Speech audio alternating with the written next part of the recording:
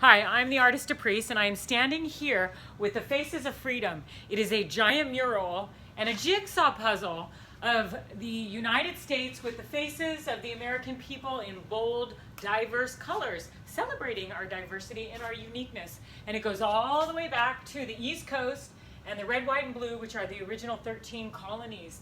And on the back side, because this is a mural that hangs, it free hangs, on the back side is the American flag with the Constitution taken apart in Scrabble form.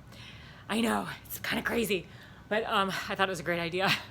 Anyways, it was meant to open a civil discourse about what is happening in America today, and to remind us that we are stronger together in unity, and to practice mindfulness when we're speaking to each other, because that freedom of speech, it can get a little rough sometimes.